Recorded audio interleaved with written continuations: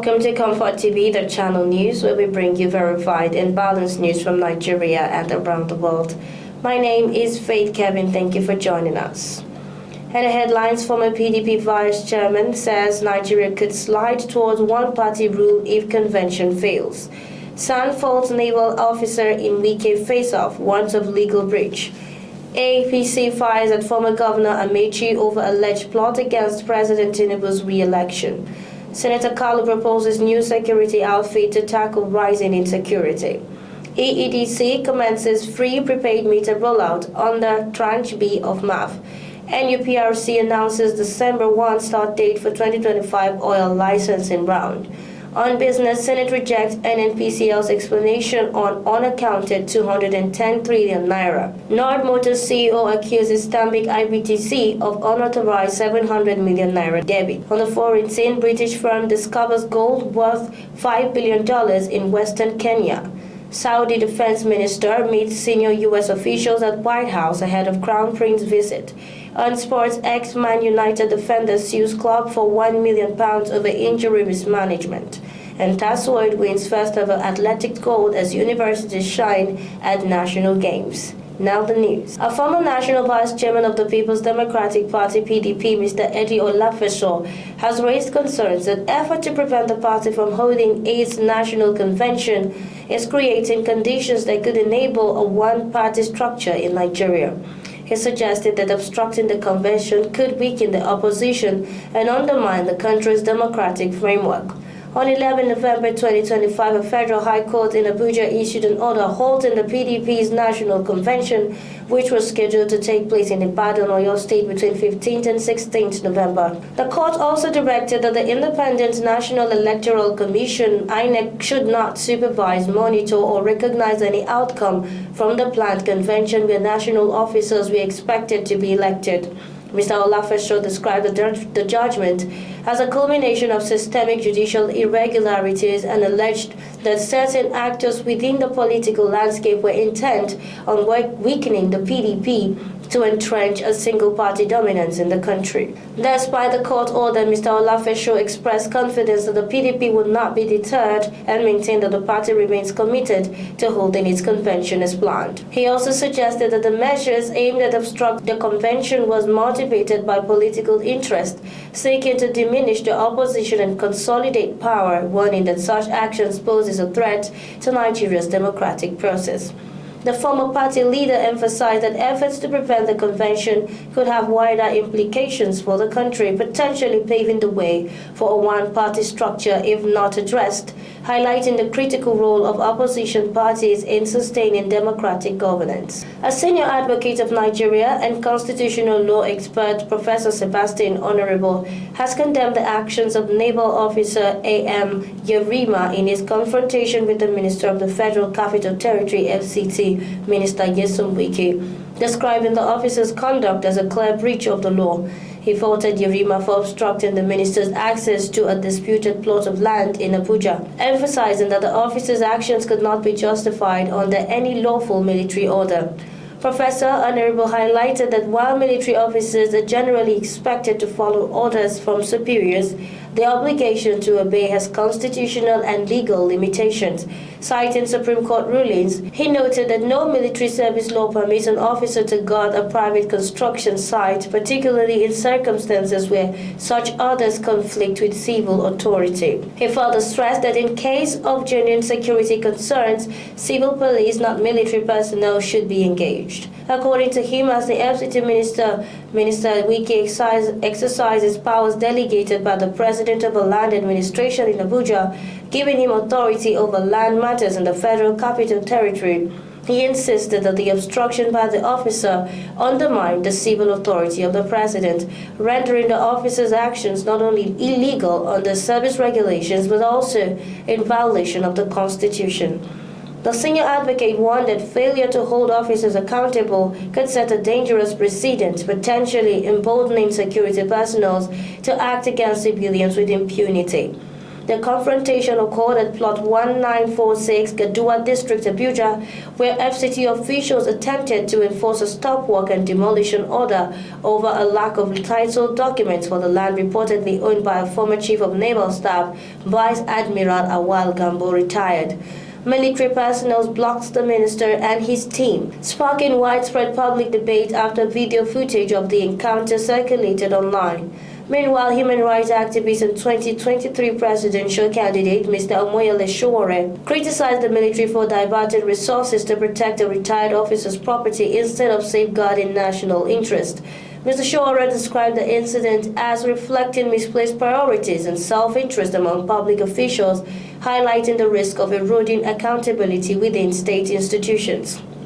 Social media commentator Ms. Zara Onyinye also condemned the military's involvement in civil matters, stressing that the land dispute had become a tool for intimidation. She noted that the interference of uniformed personnel in the enforcement of civil regulation undermines democratic governance and risks normalizing illegal actions under the guise of obeying orders. Observers note that the clash comes against the backdrop of ongoing tensions over land enforcement in Abuja, including recent demolitions of unauthorized structures, highlighting the persistent challenges of balancing military authority with civilian oversight in the Federal Capital Territory. The Lagos State chapter of the All Progressives Congress (APC) on Wednesday strongly criticized former Minister of Transportation, retired Honorable Rotimi Amaechi, following his call for Nigerians to mobilize against President Bola Tinubu in 2027. The party described ex-Governor Amaechi's statement as a well-deserved contempt and a political hallucination. APC's Lagos State spokesman Mr. Mogaji Sheye Oladejo said the politician rejected in his home state cannot credibly lead a national revolt against the president. Mr. Oladejo questioned how a man declared politically non-grata could claim the authority to mobilize Nigerians, emphasizing that Honorable Amaechi has lost his political influence both locally and nationally. According to the spokesman, the ex-minister is now a political orphan in Rivers State with dwindling followers and no meaningful support, making his call for national mobilization unrealistic. Former Abia State Governor and Senator representing Abia North, Senator Orji Uzor Kalu, has called for the creation of a new community-based security outfit to tackle Nigeria's rising insecurity. Senator Kalu, who supported comments by U.S. President Donald Trump, drew inspiration from the defunct Bakassi Boys, which successfully curbed violent crimes in the southeast during his tenure as governor. Speaking with journalists at the National Assembly in Abuja, Senator Kalu lamented that insecurity across the country had reached a dangerous level, stressing that only a homegrown, people-oriented security structure could complement the efforts of the military and other security agencies. He warned that terrorists and bandits were determined to destabilize the nation and called for synergy between citizens and the armed forces. Senator Kalu assured that President Bola Tinubu's administration was giving security the highest priority and that the military under the current leadership had intensified efforts to smoke out jihadists and criminal elements from their hideouts. The senator also spoke on the need for international collaboration in Nigeria's anti-terrorism war, saying intelligence sharing and strategic support from allies like the United States were vital to defeating the insurgents. Senator Kalu said he believed President Trump's statement was informed by U.S. intelligence reports which may have guided the renewed military operations in parts of the country. The Enugu Electricity Distribution Company (PLC) EEDC has commenced the second phase of its free prepaid meter distribution under Tranche B of the Meter Acquisition Fund (MAF) metering program, a metering initiative instituted by the Nigerian Electricity Regulatory Commission (NEC) to close the existing metering gap in the sector and put an end to estimated billing. The group head corporate communications of EEDC, Mr. Emeka Eze, said the metering program funded through the Meter Acquisition Fund Tranche B is targeted at unmetered customers on service band A feeders across the southeast region. According to Mr. Eze, a total of 13,335 customers of EEDC, including those of its subsidiary companies, will be beneficiaries in the phase of the metering program, which began on 2nd November 2025 with the Know Your Customer KYC validation exercise. He affirmed that the free metering initiative is funded through the Meter Acquisition Fund (MAF), instituted by the Nigerian Electricity Regulatory Commission (NERC), and customers are not expected to pay to have these meters installed in their facilities. The Nigerian Upstream Petroleum Regulatory Commission (NUPRC) has announced that the federal government will commence the 2025 licensing round on December 1, 2025. The Chief Executive Engineer Benga Komolafe disclosed this at the Commission's Project Additional Production Investment Forum in London. He said the exercise had received the approval of President Bola Ahmed Tinubu, who also serves as Minister of Petroleum Resources, in line with the Petroleum Industry Act (PIA). Engineer Komolafe explained that the London Forum was convened to attract new investment into Nigeria's upstream oil and gas sector by connecting key stakeholders, including international oil companies, financiers, and potential investors. He identified inadequate funding as the major challenge confronting the industry and said the NUPRC was determined to address this by fostering stronger collaboration and access to finance. According to him, recent policy reforms under the President Tinubu administration have boosted investor confidence and improved key indicators in the oil and gas sector. Nigeria's crude oil production now averages 1.71 million barrels per day, with a peak output of 1.83 million barrels per day, reflecting tangible progress. This is Comfort TV, the channel news. Many thanks for staying tuned. We'll return shortly with business, foreign, and sports news.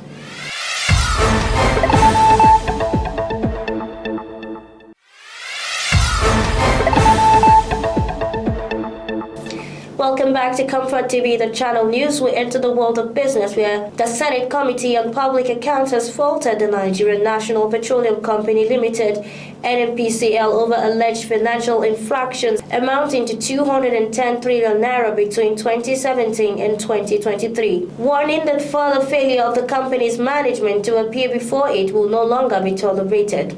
The committee, chaired by Senator Aliyu Wadada, acted on 19 audit queries raised by the Office of the Auditor General of the Federation, covering NNPCL's financial operations during the period.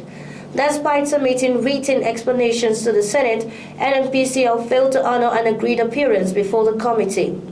Angered by the absence, the lawmakers described the conduct of NNPCL's management as evasive and accused the Group Chief Executive Officer, Engineer Bayo Ojulari, of disregarding the oversight authority of the Senate. The committee revealed that NNPCL's responses to the audit queries raised more questions than answers, particularly regarding the company's claim of 103 trillion naira in accrued expenses and 107 trillion naira in receivables, figures that total 210 trillion naira. Lawmakers dismissed the claims as inconsistent and non-justifiable, noting that the company could not have spent 103 trillion naira on joint venture case calls in 2023 alone, when its total crude revenue between 2017 and 2022 was only 24 trillion naira.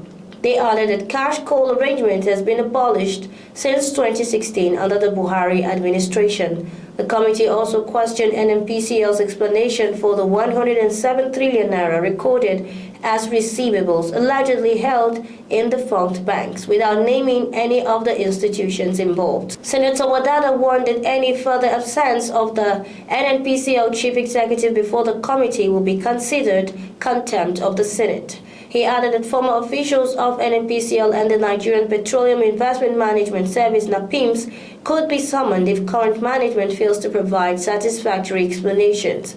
All members of the committee present at the session endorsed the chairman's position. Still on business, founder and chief executive officer of Nord Automobiles, Mr. Oluwatobi Ajayi, has accused Stanbic IBTC Bank of unlawfully withdrawing 700 million naira from the company's account without prior notice or a court order.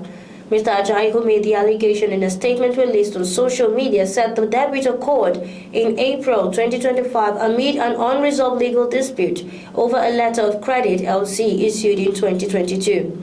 He described the incident as part of a wider challenge facing local manufacturers in their dealings with financial institutions. According to him, the transaction under contention has been fully settled at the then prevailing exchange rate of 430 naira to 480 naira to the dollar. However, the bank reportedly insisted that Nord was liable for the difference after the naira's subsequent depreciation. claiming it had not received the foreign currency value from the Central Bank of Nigeria. Despite the ongoing litigation, Stanbic IBTC allegedly withdrew the funds directly from North's account. Mr. Ajayi also accused the bank of discriminatory practices against locally manufactured vehicles, citing cases where potential customers were allegedly advised to opt for foreign brands instead of North vehicles. He described such actions as detrimental to Nigeria's industrialization efforts and contrary to the government's drive to expand local production capacity. The controversy comes amid renewed calls by the federal government for increased support for Nigerian-made products. In October, the Ministry of Industry, Trade and Investment, Dr. Jumoke Oduwole, visited North's assembly plant in Lagos, urging both public and private institutions to prioritize local manufacturing as part of efforts to grow the economy to $1 trillion by 2030. On the foreign scene, a British mining company on Wednesday announced the discovery of extensive underground gold deposits in western Kenya's Kakamega County, estimated to be worth more than $5.28 billion, in what officials describe as a historic milestone for the country's mineral sector. The firm Shanta Gold Kenya Limited said the discovery was made within the Lirhanda corridor, a 1,200-kilometer mineral belt running through Kakamega and Vihiga countries, following years of intensive exploration and drilling. The new reserves are expected to transform Kenya into a key player in East Africa's gold industry, which has long been dominated by neighboring Tanzania and Sudan. Shanta Gold said the find includes high-grade ore suitable for commercial mining and that feasibility studies are underway for underground extraction. The company plans to invest $208 million to develop the mine and processing plant, a move that could make the Lirhanda project Kenya's first large-scale underground gold operation. Mining and mineral processing engineer Mr. Brian Wangin Njoroge, founder of a startup supporting artisanal miners in Migori, Kenya, said the newly confirmed gold deposits in Kakamega mark a turning point for the country's mining industry. Shanta Gold, which is listed on the London's alternative investment market AIM, acquired its Western Kenya assets from Barrick Gold in 2020 and has since conducted extensive drilling across multiple sites. Analysts say the timing could make Kenya's gold sector an attractive alternative for investors seeking new production hubs outside traditional markets. Still on foreign, Saudi Defense Minister Prince Khalid bin Salman met senior U.S. officials at the White House ahead of Crown Prince Mohammed bin Salman's official visit to Washington later this month. U.S. Secretary of State Marco Rubio, Defense Secretary Pete Hegseth, and Special Envoy to the Middle East Steve Witkoff. The discussions focused on Saudi-U.S. relations, strategic cooperations, and regional and international developments. The meeting coincided with Crown Prince Mohammed's approval of a new agreement for judicial cooperation between the Saudi Ministry of Justice and the U.S. Department of Justice during a cabinet session. U.S. President Donald Trump is expected to host the Crown Prince at the White House next week to deepen security, trade, and diplomatic ties. According to U.S. media reports, the meeting, the first in the U.S. since Mr. Trump began his second term, is scheduled for November 18. The two leaders last met in Riyadh in May during the U.S. President's Gulf tour, which included visits to Saudi Arabia, the UAE, and Qatar. Prince Mohammed's upcoming trip is expected to center on negotiating a formal security pact, similar to the one reached between the U.S. and Qatar following Israel's deadly strike on Doha in September. They are also likely to announce expanded partnership in artificial intelligence, energy, and infrastructure. Onto the world of sports, former Manchester United defender Axel Tuanzebe, who now plays for Burnley, has filed a £1 million lawsuit against his former club, accusing it of clinical negligence in handling his injuries while at Old Trafford.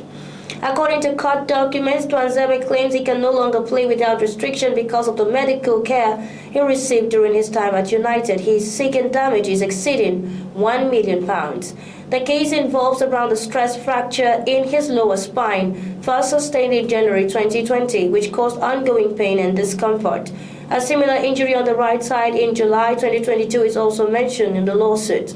Tuanzebe and his legal team allege that Manchester United failed to provide adequate rest and did not refer him to a specialist sports spinal surgeon. They argued that proper medical management could have prevented the condition from worsening and allowing him to continue playing at the highest level without limitation. The court papers state that the lack of appropriate treatment led to the progression of the injuries to bilateral grade 4 fractures, resulting in a chronic spinal issue. The legal team claims the defender's career and earnings have been affected as a result. Tuanzebe, an academic graduate, spent 17 years at Manchester United before leaving in 2023. He made his senior debut in 2017 but saw much of his time at the club disrupted by injuries. Still on sports, Tai Solarin Federal University of Education Ijagun Tasued achieved a major milestone as the 2025 National Universities Games in Jos, winning his first ever gold medals in athletics. Rebecca Soneye claimed victory in the women's 800 kilometer, while Kehinde Olariwaju took gold in the men's 100 meter, marking a breakthrough performance for the institution and signaling its emergence as a competitive force in university sports. Tasued's success extended beyond the track as the men's hockey team recorded a dominant 5-1 win over the University of Maiduguri. In volleyball, the university's men's team also impressed, defeating the Federal University of Petroleum Resources 3-0. The University of Ibadan continued its strong showing at the Games, securing 7 medals in judo. Bello Olajide won gold, Mololuwa Oluwaseun took silver, while Olumuyiwa Morike Olua, Matthew Deborah Ayosholanke Fortune, Hamed Aminat Olajumoke, and Ogungwe Adedoyin Opeyemi each earned bronze. The result reinforced UI's position as one of the top contenders for the overall medal lead. The University of Lagos also posted notable results in badminton and taekwondo. Daniel Christopher and Adesoye Boluwatife earned Unilag's first medal of the Games with the bronze in the men's team badminton event, while Losa Taiwo captured gold in the men's 60 kg judo category. The university's taekwondo team added 3 silver medals in the pair and team Pomse events, with strong performances from Patricia Yekin, Olumide Ayorinde, Kasim Abdulsalam, Adebayo Success, Ilubo Farida, and Ajani Aliyah. Elsewhere, the University of Benin edged the University of Jos 1-0 in women hockey, while Unijos men's team defeated Bayero University Kano by the same margin. In handball, the University of Ibadan secured a 9-0 victory over BUK. Football fixtures also delivered exciting results, with Michael Okpara University of Agriculture defeating Kaduna State University 3-0 in the women's category, and Lagos State University edging Usmanu Danfodio University Sokoto 1-0 in the men's event. Boxing bouts began with Williams Ocho of Unijos advancing to the semi-finals after defeating Buba Samela of Aliko Dangote University in the men's quarterfinal. And that's our news bulletin this evening. But before we go, here is a recap of our top stories. Former PDP Vice Chairman says Nigerians could slide toward one-party rule if convention fails. SAN falls naval officer in Wike face-off. Warrant of legal breach. APC fires at former Governor Amaechi over alleged plot against President Tinubu's re-election. Senator Carlo proposes new security outfit to tackle rising insecurity. EEDC commences free prepaid meter rollout under Tranche B of MAV. NUPRC announces December 1 start date for 2025 oil licensing round. On business, Senate rejects NNPCL's explanations on unaccounted 210 trillion naira. Nord Motors CEO accuses Stanbic IBTC of unauthorized 700 million naira debit. Foreign British firm discovers gold worth over $5 billion in Western Kenya. On sports, ex-Man United defender sues club for £1 million over injury mismanagement. Thank you for watching. For breaking news, exclusive interviews and more, follow us online at ComfortTV.channel on all platforms. Remember to like and subscribe, share our videos, click on the notification bell so you don't miss out on future updates. My name is Faith Kevin. See you next time. Stay informed, stay connected.